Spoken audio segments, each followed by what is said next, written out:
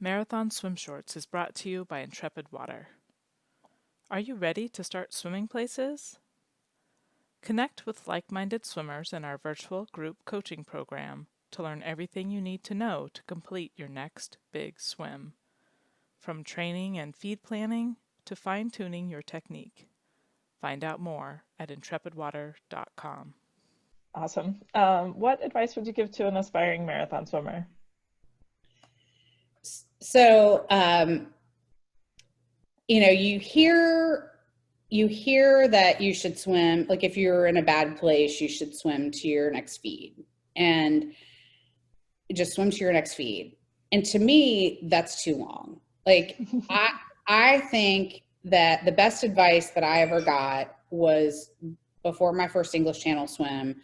I went out, I got on the boat and we got to Shakespeare Beach, and the fog, it was 4 a.m. The fog was so thick, the captain called it. So, I mean, I am there, I'm greased up, I'm ready to go. And the swim got called and I had to go back to my house. And I was in a really bad place because I thought, you get up, you're there, you're like ready to go. And then all of a sudden you're back and you're lodging.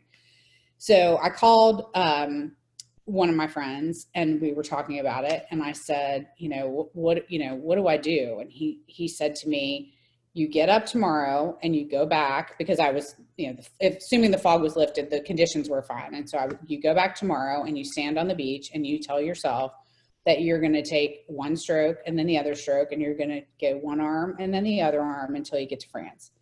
And so to me, the best advice is to break your swim down into the smallest possible unit and tell yourself you can do just a little bit more. And, swimming to your next feed, if you've just had a feed, that's 30 minutes. And, that might be, some people may not be able to overcome that, but telling yourself you can take 20 more strokes and then you do those 20 strokes and then maybe you can take 20 more strokes.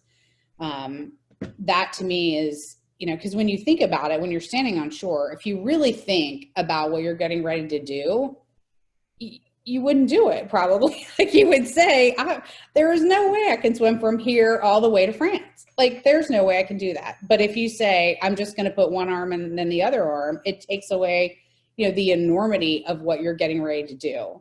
And it just makes it way, much more manageable to me. And I do that really in like my job too. If I think about, oh my gosh, I've got to write this brief, or I've got to prepare for this trial, or whatever it might be, I just say, okay, I can write one page. And then, and then it becomes easier and it starts to flow. And so to me, it's breaking it down into those smaller units of time to try to, minimize the enormity of what you're doing. I love that so much. I